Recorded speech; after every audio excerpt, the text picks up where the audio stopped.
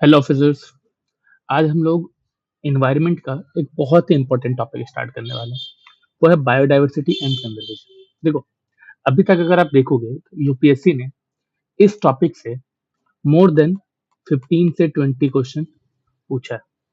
ठीक है, और इसमें से आप ये ध्यान में रखो कि ये मैं एक नंबर बताऊं जो कि डायरेक्ट सिंपल क्वेश्चन पूछेगा।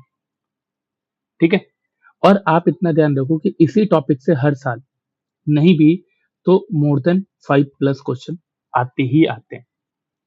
ये मिनिमम की बात हो रहा है। ठीक है, तो ये जो टॉपिक है ना, ये बहुत ही इंपॉर्टेंट टॉपिक है, तो प्लीज इस टॉपिक को थोड़ा ध्यान से करके रखना। ठीक है, इसमें जो भी कॉन्सेप्ट समझे जाएंगे प्लीज ट्राई करना उन कॉन्सेप्ट को बहुत अच्छे से समझना, जहां पे आपको कोई कंफ्यूज कर ही ना सके। ठीक है, चलो देखो, सबसे पहले ये जो क्वेश्चन आता है ना, आप ये समझ लो। आपने देखा होगा क्वेश्चन बायोडायवर्सिटी हॉटस्पॉट से, रामसर साइट से, इन्वेसिव स्पीसीज से, कंजर्वेशन प्रोग्राम से, इस तरह के टॉपिक से क्वेश्चन आ रहे हैं। ठीक है, और इसीलिए ये टॉपिक करना बहुत ही ज्यादा जरूरी है। देखो, सबसे पहले हम लोग ना बायोडायवर्सिटी का मतलब समझते हैं। ठीक है, आखिर ये आया कहाँ से है बायोडायवर्सिटी। देखो, 1992 में आपको पता है एक समिट हुआ था, रियो अर्थ समिट। ये जो समिट हुआ था ना, इस समिट में पहली बार बायोडायवर्सिटी को डिफाइन किया गया था। ठीक है, देखो इसका जो डेफिनेशन था ना, वो क्या था हम वो समझते हैं, फिर हम उसके बाद सिंपल लैंग्वेज में समझेंगे ये कॉन्सेप्ट है क्या। देखो, इसका जो डेफिनेशन दिया गया था वो था the variability among living organism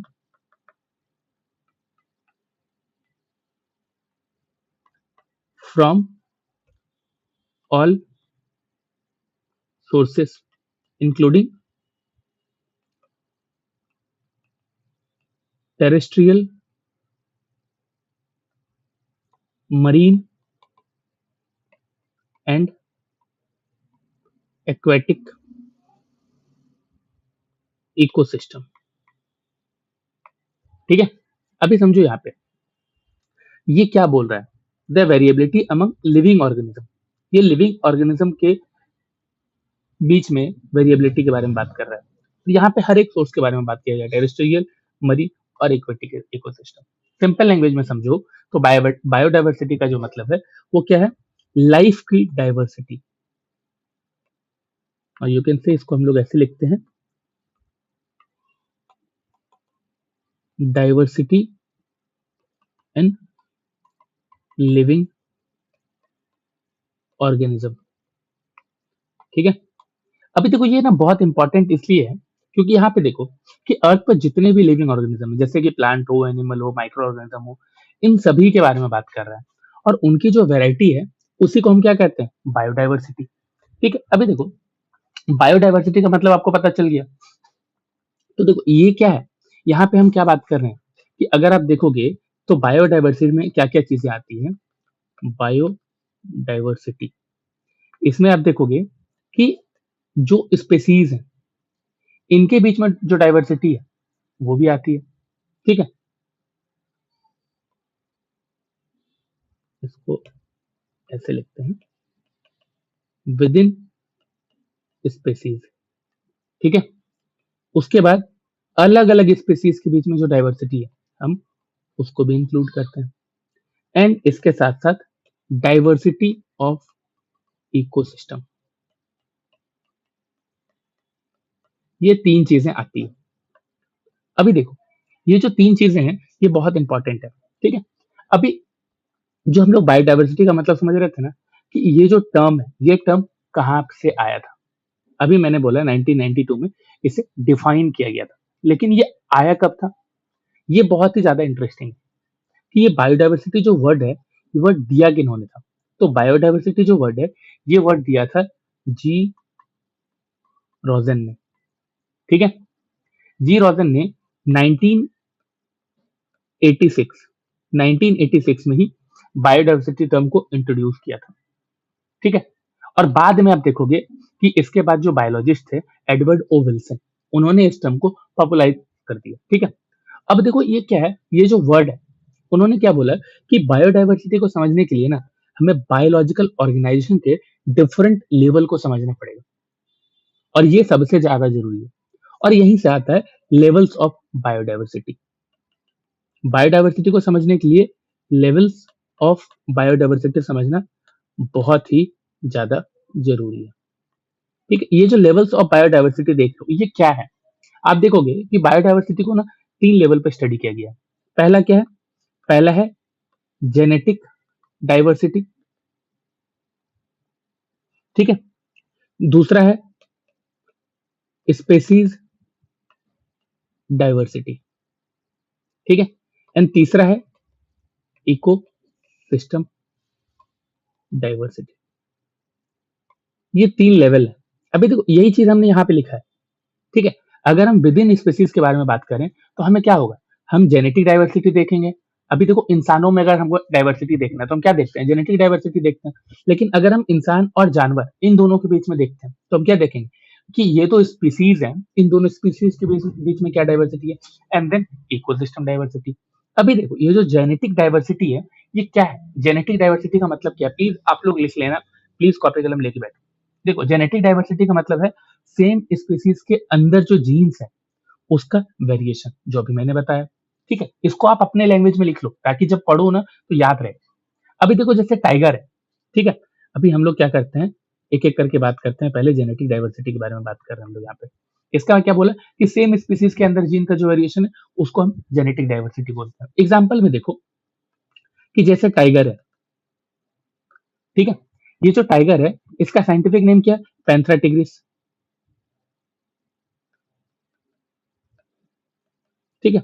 अभी ये जो पैंथरा टिग्रिस है, यहाँ पे क्या है कि टाइगर के भी अलग अलग सब स्पेसीज होते हैं, ठीक है। अभी देखो इसका साइंटिफिक नेम क्या है? एक पैंथरा टिग्रिस। लेकिन यहाँ पे जो टाइगर के बारे में बात कर रहे हैं, टाइगर के भी बहुत सारे डिफरेंट सब स्पेसीज है, ठीक है। अभी देखो जैसे हम लोग लेते हैं कि एक है मेनलैंड टाइगर, ठीक है। इसके बाद आता है पैंथरा टिग्रिस टिग्रिस। यहाँ पे 2 नाम मैंने आपको बताया। अभी देखो इन्हीं में इंक्लूड कौन कौन है? Bengal tiger, Malayan tiger, Indo Chinese tiger, Siberian tiger, ठीक है। और एक और कैटेगरी है सुंडा टाइगर। अभी देखो अलग अलग कैटेगरीज में हम देख रहे हैं। तो यहाँ पे हमने क्या किया कि हम देख रहे हैं कि टाइगर के भी डिफरेंट सब स्पीसीज हैं। अभी हम पहले क्या बात कर रहे हैं? हम पहले 2 सब स्पीसीज के बारे में बात कर रहे हैं। एक है मेनलैंड टाइगर, ठीक है। दूसरा हम क्या देख रहे हैं? Panthera tigris tigris. अभी देखो इनमें इंक्लूड कौन कौन होते हैं आप देखोगे। इसके जो एग्जाम्पल है इसमें आ जाता है Bengal tiger, the royal Bengal tiger जो हम लोग बोलते हैं, ठीक है। इसके बाद मलायन टाइगर, इसके बाद इंडो चाइनीज टाइगर, फिर साइबेरियन टाइगर। साइबेरियन टाइगर कौन है? देखते हो ना, ठंडे इलाके में रहने वाला टाइगर, व्हाइट कलर का होता है लगभग। अभी देखो एक और कैटेगरी हम बात करते हैं, ये क्या है?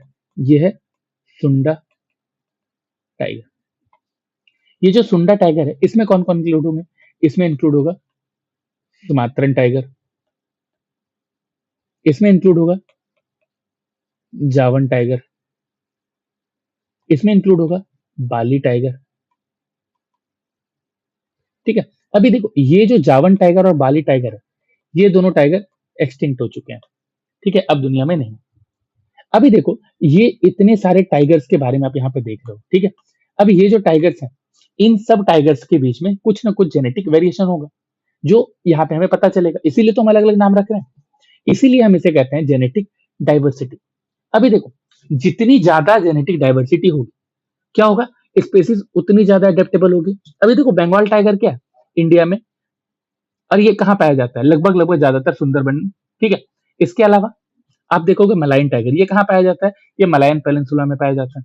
इंडो चाइनीज टाइगर ये कहाँ पाया जाएगा? जो हमारा नॉर्थ ईस्ट वाला एरिया है, ठीक है, उससे चाइनीज वाला एरिया तरफ चले जाओ, उस एरिया में आपको मिलता है ये टाइगर। देन आता है साइबेरियन टाइगर, ये कहाँ? साइबेरियन रीजन में पाया जाता है। अभी देखो ये जहां जहां पे पाया जाता है उसके हिसाब से एडेप्टेबल होता है। जैसे बंगाल टाइगर अगर हम सुंदरबन में देखें तो ये सब क्या है? जो सॉल्ट वाटर होता है ना, ठीक है, जो खारा पानी होता है ना, ये खारा पानी पीने के एडेप्टेबल होता है। ये खारा पानी पी के भी अपना जिंदगी काट लेता है। तो इसमें ये आपको वेरिएबल ये आपको अलग दिखा। उसी तरह से हर एक टाइगर में अलग-अलग चीजें होती है। अभी देखो, इससे हमें क्या पता चलता है कि जितनी ज्यादा जेनेटिक डाइवर्सिटी होगी, स्पेसीज जो है उतना ज्यादा एडेप्टेबल होगा। ठीक है? अगर सब स्पेसीज नहीं होगी, तो क्या दिक्कत है कि ये एडेप्टेबल नहीं हो पाएंगे। सोचो, बंगाल टाइगर को हम ले जाके कहीं और रख देते हैं, ठीक है? साइबेरियन रीजन में रख देते हैं, क्या उस रीजन में ये रह पाएगा? अगर उसको उस तरह का एनवायरनमेंट नहीं मिला तो दिक्कत आएगी ना। सेम वही चीज है। तो ये था जेनेटिक डाइवर्सिटी। ठीक है? फिर आता है स्पेसीज डाइवर्सिटी। ठीक है? दूसरा, अभी तक हम लोग क्या देख रहे थे? Genetic diversity. देन आता है स्पेसीज डाइवर्सिटी। ये जो स्पेसीज डाइवर्सिटी है, ये है सेकंड लेवल पे। यहाँ पे क्या होता है? इसका मतलब होता है एक ही हैबिटाट में कितनी स्पेसीज एग्जिस्ट कर सकता है। ठीक है? हैबिटाट के बारे में आपको पता है, हैबिटाट का मतलब क्या होता है? घर। एक ही जगह पे कितनी स्पेसीज एग्जिस्ट कर सकती है। अभी देखो, इसके भी दो कंपोनेंट होते हैं। एक होता है स्पेसीज रिचनेस, ठीक है? दूसरा होता है स्पेसीज इवननेस। यहाँ पे आप दो चीज देख रहे हो। देखो, स्पेसीज रिचनेस जो होता है ना, ये क्या होता है? ये बेसिकली बात करता है नंबर ऑफ स्पेसीज प्रेजेंट। जैसे एग्जांपल के लिए समझो कि अगर एक फॉरेस्ट में मतलब एक फॉरेस्ट है, ठीक है? इस फॉरेस्ट में टोटल 30 स्पेसीज है, तो इसकी रिचनेस क्या है? 30। ठीक है? अभी जब हम स्पेसीज इवननेस के बारे में बात करते हैं, तो ये बताता है बेसिकली कि यहाँ पे जो स्पेसीज है ना, इस स्पेसीज का डिस्ट्रीब्यूशन कैसा है। यहाँ पे नंबर के बारे में बात नहीं कर रहा है, ये क्या बात कर रहा है? ये डिस्ट्रीब्यूशन के बारे में बात कर रहा है कि डिस्ट्रीब्यूशन कितना ज्यादा बैलेंस्ड है। ठीक है? अभी देखो, एग्जाम्पल के लिए समझो कि एक हैबिटाट है, ठीक है? इस हैबिटाट में टाइगर 35 है, एलिफेंट 35 है, ठीक है? और चीतल, ये क्या है? ये 30 है। क्लियर है? अभी देखो, एक और हैबिटाट है, हैबिटाट 2। इसमें क्या देख रहे हैं? इसमें देख रहे हैं कि टाइगर है 5, एलिफेंट है 10, और जो चीतल है ये क्या है? 85। अब यहाँ पे आप काउंट करो, ये कितना हो गया? 90 और 100, और ये भी कितना है? 100, 100, 100। ठीक है? यहाँ ऐसे देखा जाए तो दोनों तरफ बैलेंस है, ठीक है? लेकिन ये जो स्पेसीज इवननेस है, क्या ये सच में बैलेंस है? रियलिटी में बैलेंस है? दोनों की अगर स्पेसीज रिचनेस देखो, नंबर के बारे में बात करें, दोनों का नंबर क्या है? सेम है। लेकिन स्पेसीज इवननेस जो है वो डिफरेंट है। ठीक है? और इसी कारण से हैबिटाट 1 क्या है? एक स्टेबल इकोसिस्टम है। क्यों स्टेबल है? देखो, जितने टाइगर हैं लगभग उतना ही चीतल है, तो और इतना ही एलिफेंट है।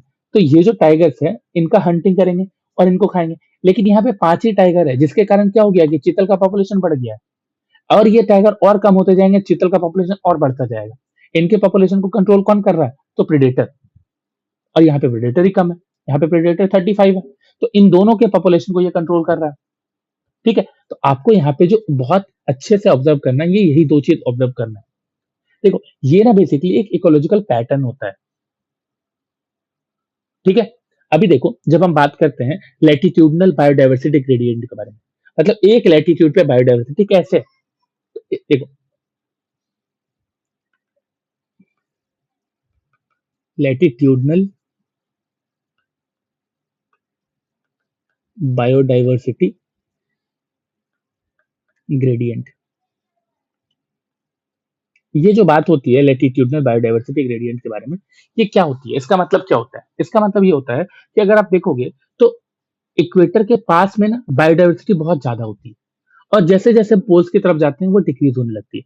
जैसे कि ये हम एक ग्लोब बना लिए, ये हमारा इक्वेटर, ठीक है? ये हमारा tropic of Cancer, tropic of Capricorn, Arctic, Antarctic circle. ठीक है?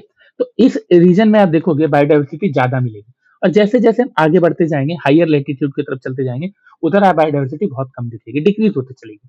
और यहाँ पे नॉर्थ पोल और साउथ पोल में आपको दिखेगा एकदम ही कम है, ही नहीं लगभग लगभग।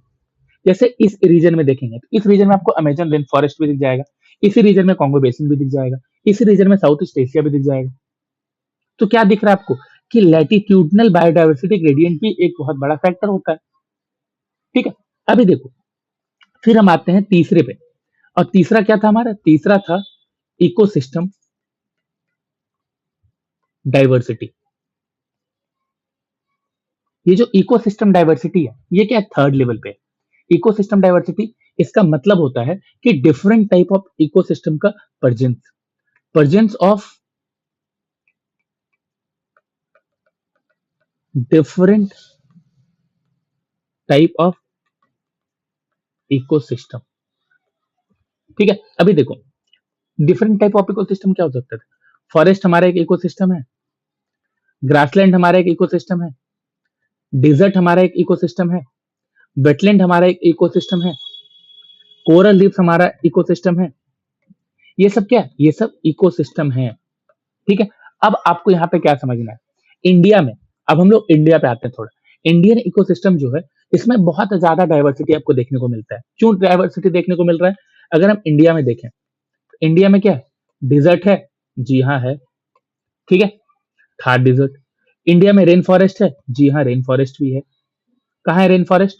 आप देखोगे जो हमारा जो वेस्टर्न कोस्ट है, और हमारा नॉर्थ ईस्टर्न एरिया जो है, वहां पे आपको रेन फॉरेस्ट दिख जाता है।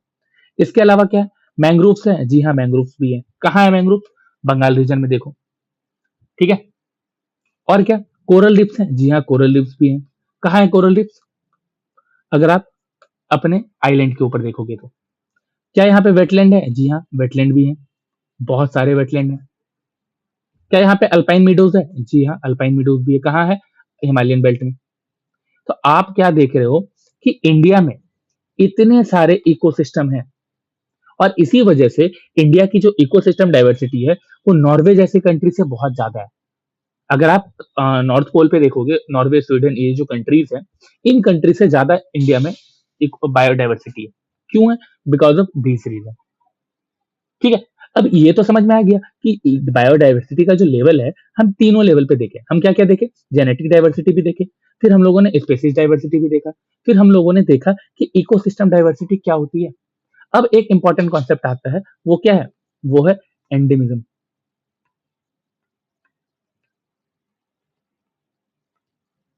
ठीक है, एंडेमिज्म क्या है? बेसिकली देखो, एंडेमिज्म एक बहुत इंपॉर्टेंट टर्म है। इसका मतलब होता है वैसे स्पेसीज, ठीक है, स्पेसीज जो सिर्फ किसी स्पेसिफिक जियोग्राफिकल रीजन में ही मिलता है। ठीक है, species in specific geographical region. ठीक है, अभी समझो यहाँ पे क्या है। जैसे एग्जांपल लेते हैं, एग्जांपल से जल्दी समझ में आता है। हमारा एग्जांपल होगा एशियाटिक लायन। ये जो एशियाटिक लायन है, ये कहाँ मिलता है इंडिया में? अगर आप देखो तो ये मिलता है गिर फॉरेस्ट में। कहाँ मिलता है? गिर फॉरेस्ट में। तो ये क्या है? ये एक एंडेमिक स्पेसीज है। क्यों? क्योंकि ये सिर्फ और सिर्फ किसी स्पेसिफिक ज्योग्राफिकल लोकेशन में ही मिलता है। ठीक है, इसके बाद एक और कॉन्सेप्ट आता है, इंडिजिनस। इंडिजिनस वर्सेस एंडेमिक, दोनों को मिला के देखते हैं। यूपीएससी में क्वेश्चन ऐसे ही आता है, इंडिजिनस है या नहीं है, एंडेमिक है या नहीं है। तो आपको वहां पे एग्जाम्पल दिया जाएगा, नाम दिया जाएगा, जैसे एशियाटिक लाइन दे दिया गया, तो क्या ये है या नहीं है? आप बता सकते हो है। क्यों? क्योंकि ये सिर्फ और सिर्फ गिर फॉरेस्ट में ही मिल रहा है। ठीक है, तो अभी देखो इंडिजिनस का मतलब क्या होता है? इंडिजिनस का मतलब होता है native to the region, native to the region. ठीक है, और एंडेमिक का मतलब क्या होता है? Specific to the region, specific to the region. ये क्या है? सिर्फ उसी रीजन में मिलता है। लेकिन इंडिजिनस का मतलब क्या है? नेटिव है। ठीक है, उसी रीजन में पाया जाएगा ऐसा नहीं है, और भी अलग अलग एरिया में पाया जा सकता है, लेकिन ये बिलोंग कहां से करता है? उस जगह से करता है जहां से हम बात कर रहे हैं। अगर इंडिया से करता है तो इंडिया से। ठीक है, फिर इसके बाद एक और कॉन्सेप्ट आता है, कॉस्मोपॉलिटन स्पेसीज। कॉस्मोपॉलिटन स्पेसीज, ये सिर्फ और सिर्फ यूपीएससी के पॉइंट ऑफ व्यू से पढ़ाया जा रहा है, तो प्लीज इसी तरह से पढ़ना। ठीक है। अभी देखो जो कॉस्मोपॉलिटन स्पेसीज होते हैं ये क्या होते हैं, ये ना एंडेमिक के जस्ट अपोजिट है। ये स्पेसीज हर जगह मिल जा रहा है, मैक्सिमम रीजन में ये मिलता है। आप देखो तो वर्ल्ड के बहुत बड़े एरियाज में आपको ये दिखेगा, जैसे कि ह्यूमन। ह्यूमन क्या है? ह्यूमन एक कॉस्मोपॉलिटन स्पेसीज है, हर जगह है। जितनी कंट्री है 197 कंट्री, 197 कंट्रीज में ये है। ठीक है। अभी देखो ये तो बेसिक था, ये यहाँ पे आपको ये टर्म बताया गया, एंडेमिज्म, इंडिजिनस और कॉस्मोपॉलिटन, ये समझना बहुत जरूरी है क्वेश्चन सॉल्व करने के लिए। ठीक है। अब आता है ये जो बायोडाइवर्सिटी है, जो हमने लेवल वाइज पढ़ा, हम इस बायोडाइवर्सिटी को मेजर कैसे करते हैं? Measurement of biodiversity. ये जो बायोडाइवर्सिटी है, हम इसको किस तरह से मेजर कर रहे हैं? देखो बायोडाइवर्सिटी को मेजर करने के लिए ना बहुत सारी चीजें आई, लेकिन अभी के टाइम पे अगर आप देखोगे तो साइंटिस्ट क्या करते हैं, कुछ इंडिसेस को यूज करते हैं। जैसे हम लोगों ने इकोनॉमिक्स में इंडिसेस पढ़े थे ना, उसी तरह से यहाँ पे भी कुछ इंडिसेस को यूज करते हैं। उसमें से 3 मेन इंडिसेस क्या क्या है? ये 3 मेन इंडिसेस हैं। पहला अल्फा, दूसरा बीटा, तीसरा गामा। ये क्या है? Alpha diversity, beta diversity and gamma diversity. अभी देखो इन तीनों को समझो। अल्फा डाइवर्सिटी क्या होता है?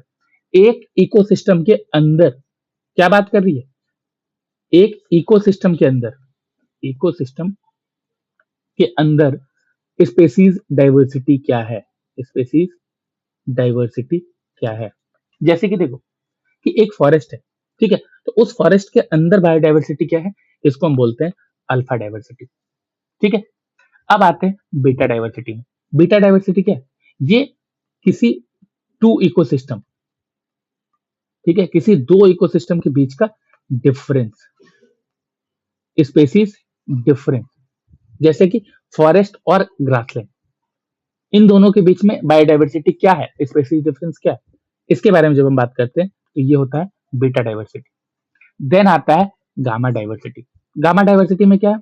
गामा डाइवर्सिटी में हम क्या देखते हैं, एक लार्ज ज्योग्राफिकल रीजन है, उसकी बायोडाइवर्सिटी क्या है। जैसे कि हम ले लेते हैं, यहाँ पे लिख देते हैं पहले, लार्ज जियोग्राफिकल रीजन। ठीक है। अभी देखो सपोज यहाँ पे हम बोलते हैं आपको कि इंटायर हिमालयन बायोडाइवर्सिटी क्या है, तो हम क्या करेंगे, हिमालय मेरा कहाँ से कहाँ तक एक्सटेंडेड है? तो आप देखते हो कि ऊपर अगर हम नॉर्थ में देखें तो हिंदू कुश रेंज से लेके आप देखोगे नॉर्थ ईस्ट में जो आपका दिख रहा है, वहां तक आपका पूरा हिमालयन बेल्ट है। तो उस पूरे बेल्ट की बायोडाइवर्सिटी क्या है? That is gamma diversity. ठीक है। अभी देखो ये तो बेसिक 3 इंडिसेस थे, लेकिन इसके अलावा भी साइंटिस्ट क्या करते हैं, एक दो मेजर को और यूज करते हैं। ठीक है। और इसी में आता है, हम लिख देते हैं यहाँ पे अदर मेजर। ठीक है। एक आएगा सैनॉन इंडेक्स एंड दूसरा आएगा सिम्पसन इंडेक्स। इसके बारे में ज्यादा पढ़ने की जरूरत नहीं है। ठीक है। बस अगर ये इंडेक्स के बारे में आया है रिलेटेड टू व्हाट, तो आप बता पाओगे कि ये बायोडाइवर्सिटी मेजर करने का एक इंडेक्स है। ठीक है। अब आते हैं हम लोग अपने अलग कॉन्सेप्ट पे, और वो क्या है? वो है बायोडाइवर्सिटी हॉटस्पॉट। Biodiversity hotspot. देखो जो बायोडाइवर्सिटी हॉटस्पॉट है ना, इस कॉन्सेप्ट को प्रपोज किसने किया था? तो इस कॉन्सेप्ट को प्रपोज किया था नॉर्मन मेयर से। ठीक है। हॉटस्पॉट क्या है? हॉटस्पॉट बेसिकली वो रीजन है जहां पे एक्सट्रीमली हाई बायोडाइवर्सिटी, को मैं बस बीडी लिख रहा हूँ, बायोडाइवर्सिटी है। ठीक है। इसके साथ साथ वहां पे जो स्पेसीज हैं, इसमें हाई एंडेमिज्म आपको देखने को मिल रहा है कि वो उसी एरिया के लिए है। ठीक है।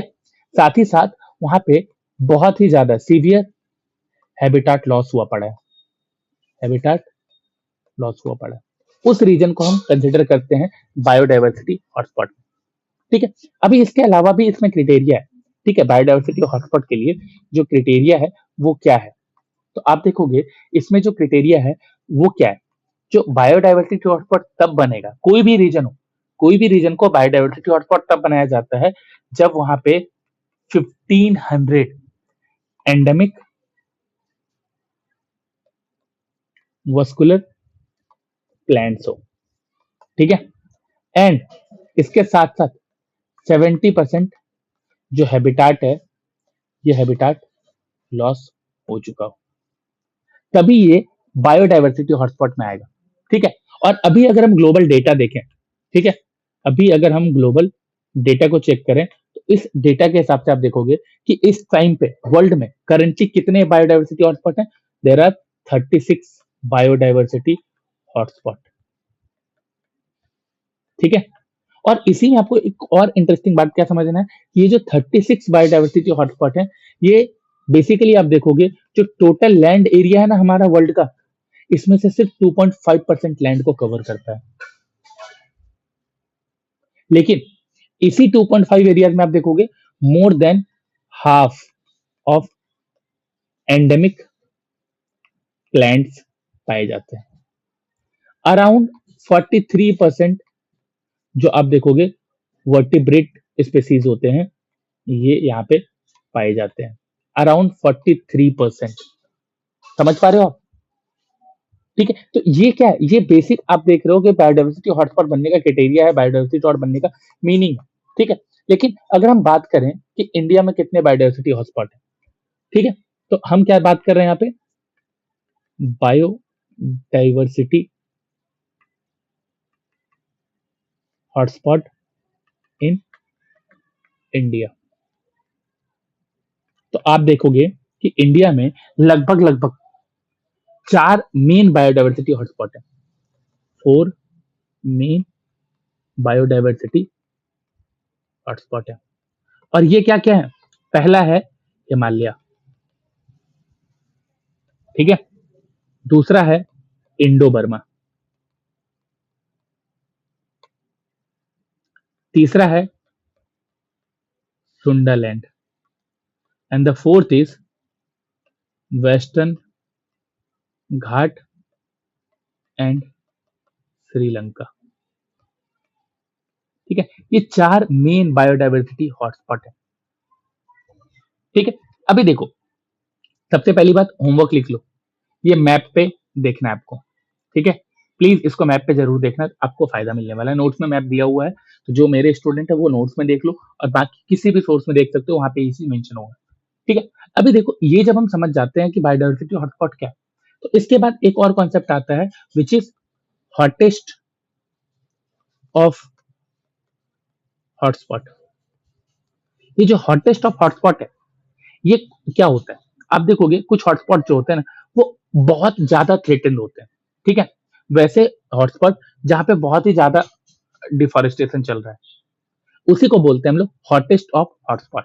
जैसे एग्जांपल में देखोगे तो इंडो बर्मा जो है, ठीक है, ये हॉटेस्ट ऑफ हॉटस्पॉट है। जैसे अपना सुंडालैंड, ये हॉटेस्ट ऑफ हॉटस्पॉट है। वेस्टर्न घाट, वेस्टर्न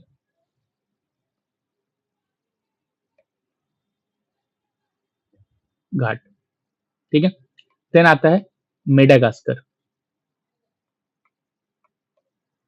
फिर आता है कैरिबियन आइलैंड। ये सब क्या है, ये सब एग्जांपल है हॉटेस्ट ऑफ द हॉटस्पॉट का, क्लियर। यहाँ पे क्या हो रहा है, ये बहुत ही ज्यादा थ्रेटेंड है, हॉटस्पॉट में भी थ्रेटेंड है। हॉटस्पॉट में आने के लिए भी क्या होता है कि 70% हैबिटाट लॉस हुआ होना चाहिए। यहाँ पे क्या देख रहे हो कि ये 70% से भी ज्यादा हैबिटाट लॉस हो रहा होगा, तभी तो ज्यादा थ्रेटेंड है, ठीक है। अभी इसी तरह से क्या होता है ना कि वर्ल्ड में बहुत सारी मेगा डाइवर्स कंट्रीज है, ठीक है। मेगा डाइवर्स कंट्रीज कौन सी होती है, तो हम इसके बारे में अब समझते हैं, ठीक है। मेगा डाइवर्स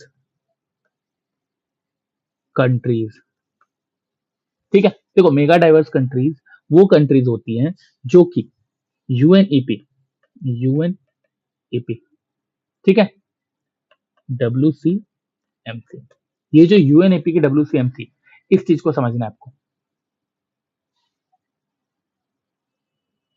ये कौन है, ये बेसिकली एक ऑर्गेनाइजेशन है जो कि क्या करती है, इस मेगा डाइवर्स कंट्री को आइडेंटिफाई करती है।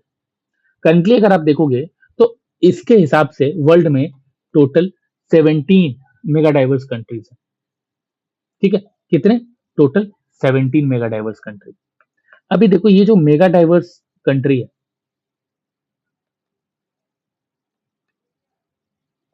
ये किस कंट्री को बोलते हैं, इसके लिए क्या क्राइटेरिया है, प्लीज ध्यान रखना।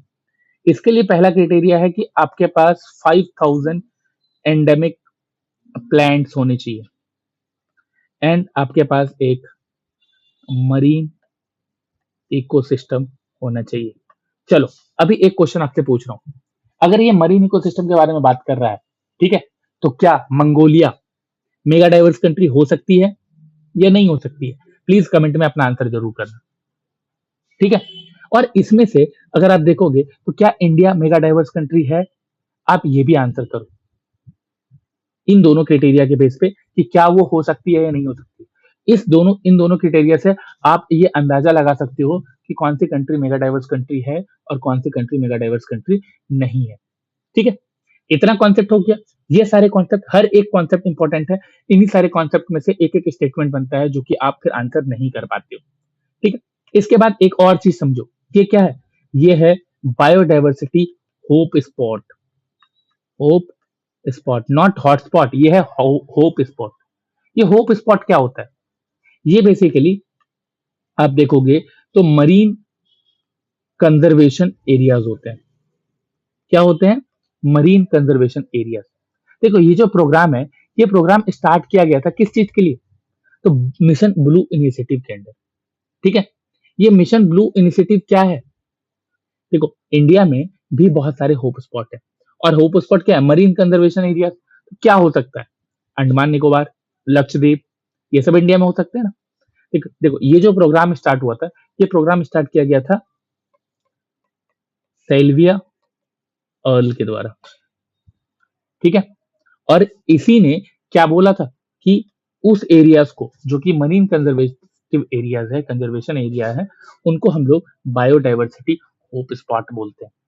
ठीक है, चलो ये इतना इतना समझ रहे हो ना, तो आप नोट्स पढ़ के इजीली समझ सकते हो, इससे ज्यादा समझने की जरूरत नहीं है आपको। ठीक है, अभी देखो ये जो बायोडाइवर्सिटी है, ये इतना ज्यादा इंपॉर्टेंट क्यों है?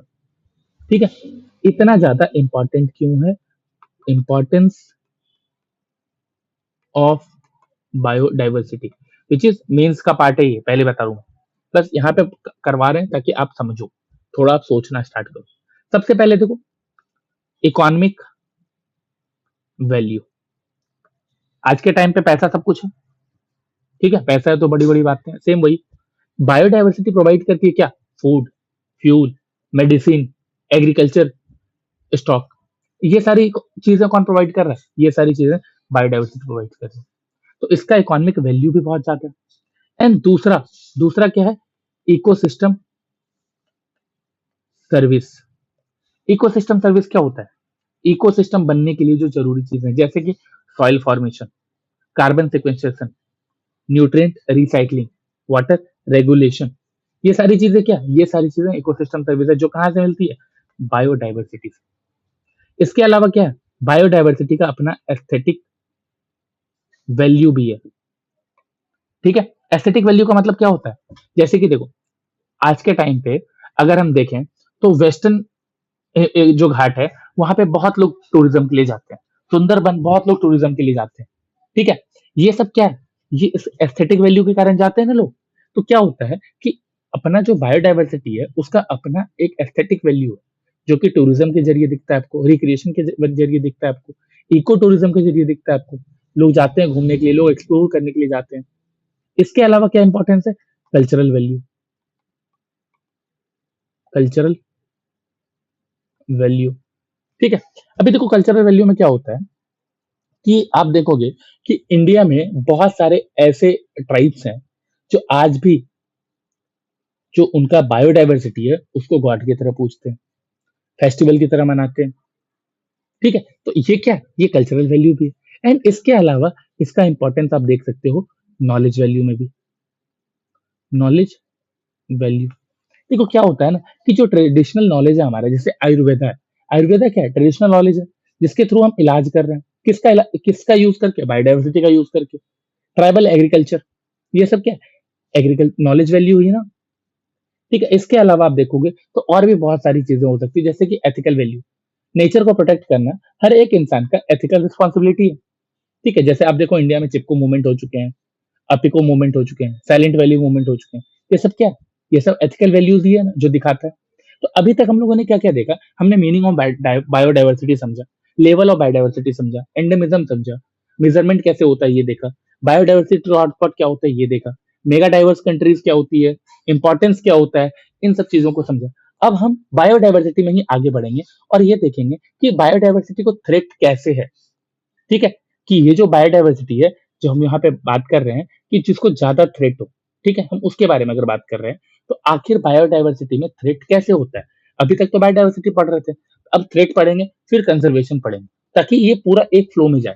देखो, मेन क्या होता है ना, कि अगर आप देखोगे तो अभी तक हम देख रहे थे कि बायोडाइवर्सिटी का बेसिक कॉन्सेप्ट क्या था। ठीक है, लेकिन अब हम क्या समझ रहे हैं? अब हम ये समझेंगे कि बायोडाइवर्सिटी को जो थ्रेट है, ये थ्रेट किस तरह की चीजों से है। ठीक है, क्योंकि इस पे भी बहुत क्वेश्चन आता है। तो आज बेसिकली अभी जो हमारा फोकस होगा, वो होगा इन्वेसिव स्पेसीज पे, बायोडाइवर्सिटी लॉस पे, मास एक्सटिंक्शन पे। ठीक है, तो इन्हीं सब चीजों पे आज हमारा मेन फोकस होने वाला है। अभी देखो क्या है, हम लोग बात कर रहे हैं थ्रेट टू बायोडाइवर्सिटी। ठीक है, सबसे पहले सिंपली समझो कि बायोडाइवर्सिटी को सबसे बड़ा थ्रेट किससे है?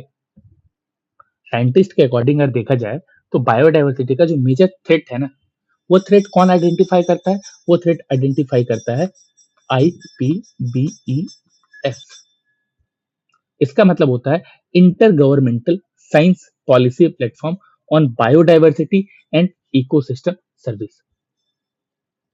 ठीक है, ये क्या बताता है? ये थ्रेट बताता है बायोडाइवर्सिटी का। अगर आईपीसी समझो, ठीक है, वो क्या है? वो IPBES। ठीक है, तो अभी देखो क्या है कि इसके बाद हम लोग एक और ऑर्गेनाइजेशन समझते हैं, IPCC। ये क्या है? ये है क्लाइमेट चेंज के लिए। और ये जो IPBES हम देख रहे हैं, ये क्या है? ये है बायोडाइवर्सिटी के लिए। इन दोनों में कभी कंफ्यूज मत होना, दोनों अलग अलग चीज है। ठीक है, तो अभी हम देखते हैं कि मेजर थ्रेट। ठीक है, मेजर थ्रेट, मेजर थ्रेट क्या क्या चीज है? देखो, सबसे पहला चीज क्या है? लैंड यूज का चेंज होना। ठीक है, पहला क्या है? Land use change. ठीक, इसको समझो। ये ना अपने आप में बायोडाइवर्सिटी का सबसे बड़ा थ्रेट है। देखो, अभी जो फॉरेस्ट है, हम क्या कर रहे हैं? फॉरेस्ट को कट कर रहे हैं, एग्रीकल्चर कर रहे हैं। एग्रीकल्चर में पैसा नहीं रहा, उसकी जगह पे एग्रीकल्चरल लैंड को खाली करके इंडस्ट्री बना रहे हैं। फिर क्या कर रहे हैं? इंडस्ट्री से पॉल्यूशन कर रहे हैं। इन सब से क्या हो रहा है? बायोडाइवर्सिटी मेरा खत्म हो रहा है। हमारा क्लाइमेट चेंज हमें क्लाइमेट चेंज फेस करना पड़ रहा है। ठीक है, तो अभी यहाँ पे देखो क्या हो रहा है कि हम फॉरेस्ट को, जो कभी एक टाइम पे फॉरेस्ट हुआ करता था, इसको क्या किए? यूज कर रहे हैं एग्रीकल्चर के लिए। अब फॉरेस्ट को कट करके सिटीज बनाए जा रहे हैं। आज के टाइम पे एक एग्जांपल देख रहे हो ना, कि अरावली माउंटेन रेंज जो है, उसको खत्म करने की बात हो रही थी। मतलब एज इन खत्म करने की बात नहीं हो रही थी, उसको तोड़ने की बात हो रही थी कुछ डेवलपमेंट काम के लिए। But Aravalli mountain range India का सबसे पुराना माउंटेन रेंज है, और उसका बहुत ज्यादा इन्वायरमेंटल इफेक्ट भी है। अगर हम उसे खत्म कर देंगे, तो क्या होगा? एक टाइम के बाद वो जो एरिया है, वो एरिया में पॉल्यूशन लेवल बढ़ जाएगा, और अरावली माउंटेन रेंज जो दिल्ली रीजन को प्रोटेक्ट कर रहा है, वो प्रोटेक्शन खत्म हो जाएगा। ठीक है, अभी देखो यहाँ पे क्या हो रहा था अरावली एरियाज में, कि फॉरेस्ट को कट करके माइंस बनाने की बात हो रही थी। ठीक है, अभी देखो यहाँ सब में क्या हो रहा है, इन सब में क्या हो रहा है? इन सब में डिफॉरेस्टेशन हो रहा है, इन सब में माइनिंग हो रही है, इन सब में जो हैबिटाट है, वो हैबिटाट का फ्रेगमेंटेशन हो रहा है। अभी सोचो हम फॉरेस्ट को हटा देंगे, फॉरेस्ट को काट देंगे, तो वहां रहने वाले जो जानवर हैं, ठीक है, वहां रहने वाले जो स्पीसीज हैं, वो कहाँ जाएंगे? ह्यूमन जो कि कॉस्मोपॉलिटन स्पीसीज है, वो तो कहीं भी अडेप्ट हो सकता है, लेकिन वैसे स्पीसीज जो कि एंडेमिक है, वो कहाँ जाएंगे? ठीक है, ये सारी चीजें आपको समझना है। अभी देखो ये तो मेरा सबसे पहला यूज था। अभी दूसरा क्या है कि आप देखो कि जो हैबिटाट फ्रेगमेंटेशन होता है, हैबिटाट फ्रेगमेंटेशन का मतलब क्या होता है? हैबिटाट फ्रेगमेंटेशन, हैबिटाट फ्रेगमेंटेशन का मतलब होता है जब हम एक बहुत बड़े फॉरेस्ट को खत्म करके छोटे-छोटे पीस में कन्वर्ट करते हैं। सपोज़ ये एक बहुत बड़ा फॉरेस्ट था। हमने क्या किया, इस फॉरेस्ट को कट किया, यहाँ पे कोई यहाँ पे कोई माइनिंग एक्टिविटी करने लगे। यहाँ पे हम एग्रीकल्चर करने लगे। ठीक है? इस एरियाज़ में सिटी डेवलपमेंट होने लगी। ठीक है? तो क्या हो रहा है कि पहले जो इतना बड़ा फॉरेस्ट था, अब क्या हुआ, अलग-अलग छोटे-छोटे पार्ट में डिवाइड हो गया। अभी सोचो हम यहाँ से बीच में एक रोड कंस्ट्रक्शन कर दें सिटीज़ को जोड़ने के लिए। अब क्या हुआ कि इधर वाला पार्ट फॉरेस्ट अलग हो गया, इधर वाला अलग हो गया। यहाँ पे माइनिंग चल रही है, यहाँ पे एग्रीकल्चर चल रहा है, यहाँ पे सिटीज़ डेवलप हो रही है। अभी सोचो एक रेलवे लाइन भी ला दें, ये हमारा क्या है? रेलवे लाइन है। अब हम क्या किए, एक रेलवे लाइन भी ला दिए सिटीज़ को जोड़ने के लिए। अब सिटी बनी, तो क्या हुआ, पानी की कमी हो रही थी, तो हमने यहाँ पे एक डैम भी बना दिया। अब इससे क्या हुआ, यहाँ पे रहने वाले जो एनिमल्स थे, वो कहाँ जाएँगे? उनके लिए कोई जगह बचा क्या? अगर वो एनिमल एंडेमिक है, तो क्या वो माइग्रेट कर पाएँगे?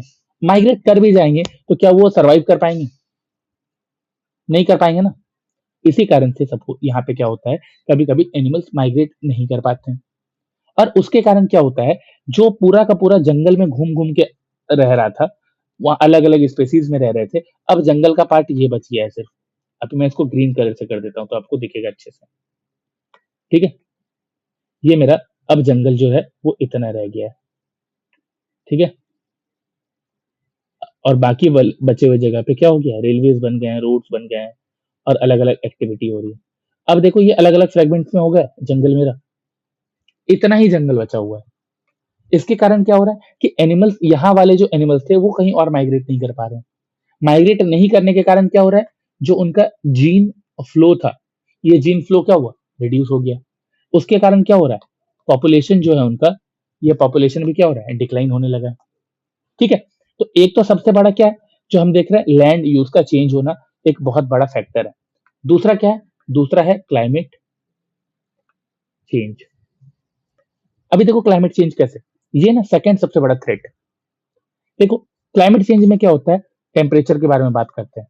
टेम्परेचर क्या होता है, टेम्परेचर इंक्रीज हो जाता है। टेम्परेचर इंक्रीज होने के कारण क्या होता है, जो इकोसिस्टम है वो इकोसिस्टम डिस्टर्ब हो जाता है। ठीक है? जैसे कि अभी देखो कोरल रीफ्स के बारे में अगर हम बात करें, ठीक है? अगर आप देखो कि जो हमारा सरफेस वाटर है, ocean water, surface ocean water है, वहां पे क्या हुआ कि वहां का टेम्परेचर इंक्रीज हो गया। ठीक है? और टेम्परेचर इंक्रीज होने के कारण ये जो कोरल रीफ था, इसकी ब्लीचिंग स्टार्ट हो गई। ठीक है? इसके कारण और क्या हो सकता है, आप देखोगे ये तो कोरल रीफ में था, इसके अलावा आप देखोगे जो ग्लेशियर है, ग्लेशियर भी मेल्ट होने लगता है बिकॉज ऑफ टेम्परेचर। और इन सब के कारण क्या होता है, स्पीशीज का माइग्रेशन स्टार्ट हो जाता है। और अगर आप आईयूसीएन के अकॉर्डिंग समझो, आईयूसीएन के अकॉर्डिंग समझो, तो आईयूसीएन के अकॉर्डिंग क्या होता है कि अगर ग्लोबल टेम्परेचर 2 डिग्री सेल्सियस से भी इंक्रीज होता है, ठीक है, तो क्या होगा कि सिक्स्थ मास एक्सटिंक्शन हो सकता है। ये कौन बोल रहा है, ये बोल रहा है आईयूसीएन। ठीक है? ये तो हमारा दूसरा सबसे बड़ा रीजन था।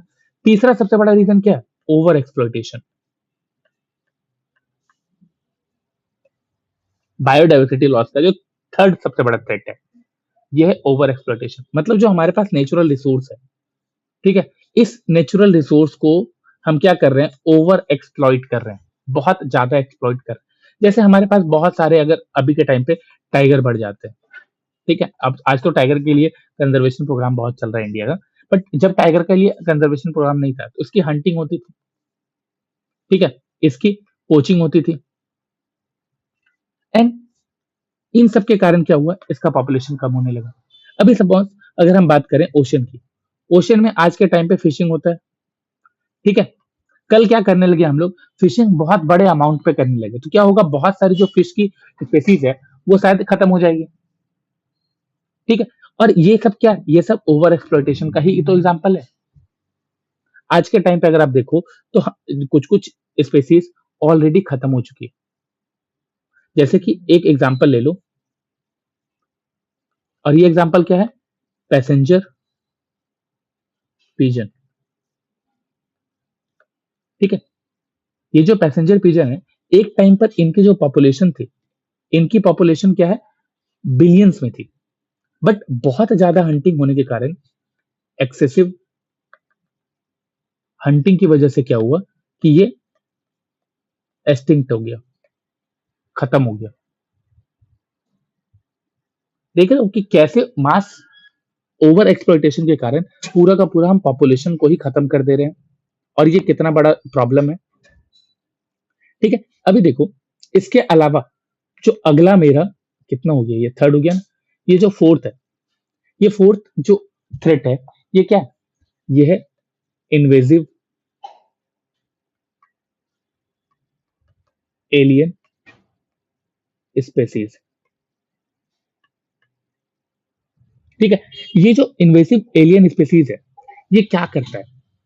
आप खुद से सोच के देखो, उसके नाम से मैं 1 मिनट देता हूं, आप खुद सोचो।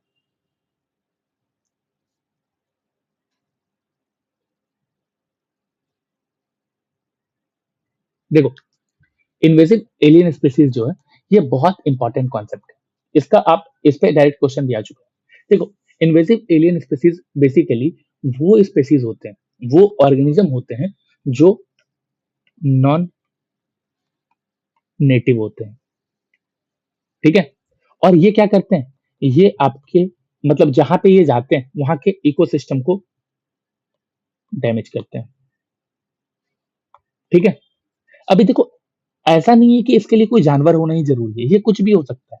ये प्लांट हो सकता है, ये एनिमल हो सकता है, ठीक है, ये फंजाई हो सकता है, ये माइक्रोब्स हो सकते हैं, कुछ भी हो सकते हैं। और आप इसके अगर कैरेक्टरिस्टिक्स को देखो, इसके फीचर को देखोगे, तो जो भी इन्वेसिव स्पीसीज होते हैं, इसमें ना कुछ कॉमन कैरेक्टरिस्टिक्स होते हैं। ठीक है, तो हम लोग यहाँ पे कॉमन फीचर्स को भी लिख लेते हैं ऑफ इन्वेसिव एलियन स्पीसीज। देखो, इसमें क्या होता है ना, इसमें सबसे बड़ा चीज, ये बहुत रैपिड रिप्रोडक्शन करते हैं। ठीक है, अगर आप बाहर से कोई स्पेसीज लेके आ जाते हो, एक पौधा आप लाए हो, कुछ ही टाइम के बाद मिलियंस ऑफ पौधा बन जाता है। ये इतना रैपिड रिप्रोडक्शन करता है। और देखो, ये ना कहीं बाहर की स्पेसीज होती है, ये आपकी इंडिजिनस या फिर एंडेमिक स्पेसीज तो नहीं होती है। इसका नाम ही है एलियन स्पेसीज। तो ये जब कहीं भी आता है, किसी भी इकोसिस्टम में आता है, तो इसका कोई नेचुरल प्रेडेटर नहीं होता है। No natural predator. जिसके कारण क्या होता है कि नेचुरल प्रेडेटर नहीं होने के कारण ये बहुत आराम से रिप्रोडक्शन करते हुए अपना पॉपुलेशन को बढ़ाते जाता है, और इसे कोई खाने वाला नहीं है। तो इसके पॉपुलेशन को कंट्रोल कर पाना अपने आप में बहुत डिफिकल्ट टास्क हो जाता है। ठीक है, इसके अलावा क्या है, आप देखोगे कि इसमें ना हाई डिस्पर्सल एबिलिटी होती है। मतलब कि आप किसी इन्वेजिव प्लांट स्पीसीज के एरिया से गुजरते हो, ठीक है, अगर आपके जूते में भी उस स्पीसीज का सीड आ जाता है, और फिर वो आप कहीं दूसरे जगह पे चले जाते हो, और किसी तरह से वो सीड वहां तक ट्रांसफर हो गया, तो वहां पे भी वो फैलना स्टार्ट हो जाता है, वहां पे भी रिप्रोडक्शन स्टार्ट हो जाता है। ठीक है, तो हाई डिस्पर्सल एबिलिटी भी दिखाता है। एंड फोर्थ, ये क्या करता है, जो आप जहां भी जाता है ये स्पेसीज, वहां की जो नेटिव स्पेसीज होती है, इस स्पेसीज के साथ compete करने लगते हैं। ठीक है, इसीलिए देखोगे कि ये इकोसिस्टम में डोमिनेट करने लगते हैं। क्लियर है? तो इन्वेजिव स्पेसीज भी बहुत बड़ा थ्रेट है। किसका? तो बायोडाइवर्सिटी का। ठीक है, अभी देखो, बायोडाइवर्सिटी के थ्रेट में हम लोगों ने क्या क्या देखा? हम लोगों ने लैंड यूज का चेंज देखा, क्लाइमेट चेंज देखा, ओवर एक्सप्लोटेशन देखा, इन्वेजिव एलियन स्पेसीज देखा। अब आता है पॉल्यूशन। ठीक है, लेकिन पॉल्यूशन को करने से पहले हम क्या करेंगे कि हम देखेंगे कि ये जो इन्वेसिव स्पीसीज है, ये इतना ज्यादा डेंजरस क्यों बन गया है। वाई? क्वेश्चन आता है ना कि why invasive species become dangerous. क्या रीजन? देखो, जब कोई भी स्पेसीज ना न्यू इकोसिस्टम में आती है, न्यू इकोसिस्टम में इंट्रोड्यूस होती है, सबसे बड़ा बात क्या है कि उसका कोई प्रेडेटर नहीं होता, नो नेचुरल प्रेडेटर। ठीक है, उसका प्रेडेटर नहीं होने के कारण क्या होता है, जो नेटिव स्पेसीज है वो अपना डिफेंस भी क्रिएट नहीं कर पाती, अपना डिफेंस भी डेवलप नहीं कर पाती। और ये जो इन्वेसिव स्पेसीज है, इसका रिप्रोडक्शन इतना फास्ट होता है कि वो स्पेसीज बहुत रैपिडली स्प्रेड हो जाती है।